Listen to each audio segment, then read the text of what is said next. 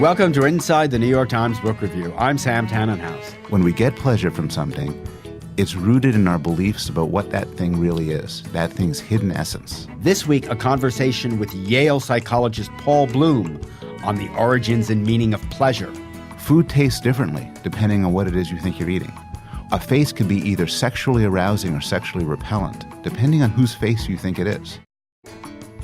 We're hearing much in these troubled times about feeling good, especially about the subject of happiness.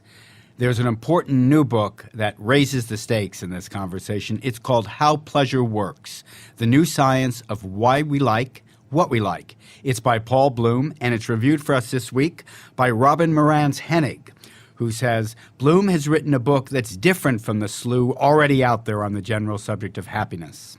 No advice here. Bloom is after something deeper than the mere stuff of feeling good. I'm delighted that Paul Bloom's here to talk about it. Welcome, Paul. Thanks for having me here. All right, start us off. What's the difference between happiness, as we're hearing about it all the time, and pleasure? Well, happiness is a great topic, and there's a lot of interesting work done on it. But what I'm interested in my book is everyday pleasures, pleasures that you could experience fairly quickly, fairly frequently in everyday life. The pleasures of sex, of food, of art, of the imagination, of religious ritual, of a favorite object. And what I do is I take these pleasures and I explore what we like about them, what we like about artwork, what we like about drinking certain wines, what we like about certain people, what arouses us, what interests us, what gives us pleasure. Listeners should know you're a scientist, you're a professor at Yale. So when you look at this, it's from the perspective of a scientist. Is that right? That's right. I'm a professor of psychology and cognitive science, and I draw upon work done in my own lab and also work done in the labs of my colleagues and people around the world. And a lot of this work is experimental, drawing upon research with children, with babies, with adults, with people across different cultures, all of it looking at the conditions under which we like something. It used to be thought pleasure was, to a large extent, simple. We like this sort of chemical composition in our food. This smell we like. This smell grosses us out. Sexual desire is prompted by certain aspects of a person's physical body, the symmetry of their face, their waist-hip ratio. And I want to argue that it's actually quite a bit more complicated and quite a bit more interesting. That these pleasures, even the pleasures that seem the simplest, like sex and food, are actually surprisingly deep. When we get pleasure from something, it's rooted in our beliefs about what that thing really is, that thing's hidden essence. So food tastes differently depending on what it is you think you're eating. Wine tastes different depending on where you think the bottle came from and how expensive it is. A face could be either sexually arousing or sexually repellent, depending on whose face you think it is. There's a lot of work suggesting that how attractive you find a face depends on how much you like the person, whether you believe it's a familiar person or a stranger.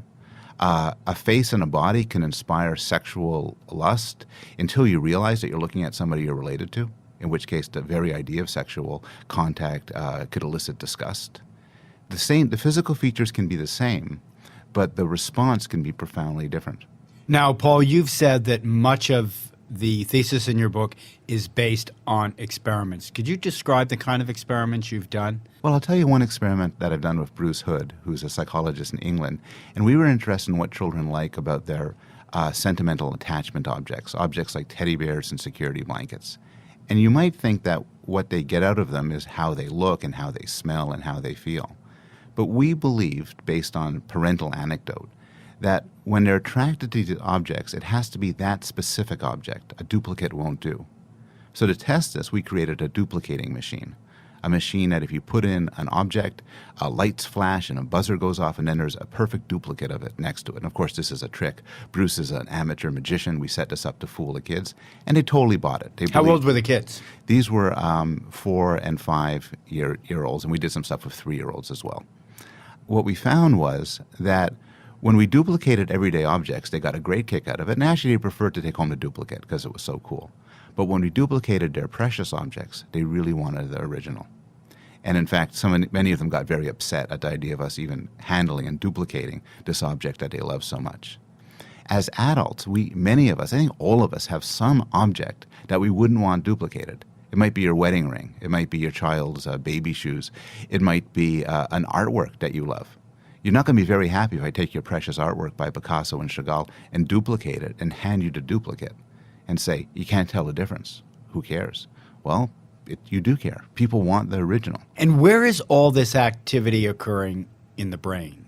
I mean, have you gotten to the level where you actually can measure responses? I mean, you use electrodes, or how do you actually make an experiment like this work? Well, the typical experiment doesn't use neuroscientific methods directly. We ask people questions, we see what their preferences are, we see how much they wish to pay. A lot of it connects more with behavioral economics than cognitive neuroscience. But there are some studies that do use neuroscientific methods. So my favorite study along these lines had people lying down inside an fMRI scanner. And while their brains were being scanned, they had wine delivered to them via a tube. And while they were sipping wine, they saw in front of them a screen that gave them information about the wine, including how much it cost. It turns out that they could be sipping the very same wine. But if they believe that it's expensive wine, the pleasure center of their brain lights up. It's not merely they think this is expensive, I better tell people I like it, or I better act impressed. Rather, it's that this is expensive, I like it more, it's better wine. And so the experience is actually transformed. Out of the sun, it's never been bleached, and so you've got this rich, lustrous timber, just like honey, which has got all this texture in it.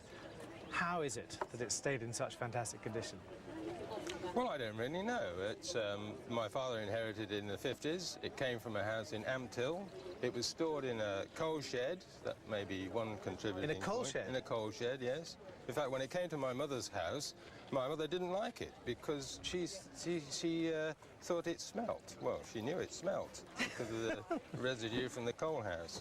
But my father had a dealer come to look at it, and he offered him £60 for it. So my mother changed her mind about it and lovingly cleaned it and looked after it. Has anybody ever valued this for you before? Probate, about 1,500, I think, in just 92. 92.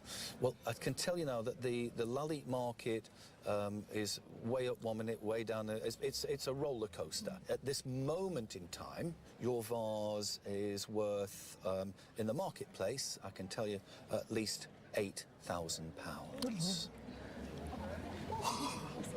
Amazing, yes. Well,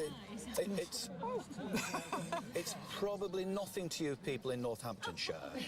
A mere drop in the ocean. But I can tell you, this would be big in Burnley, without any question whatsoever.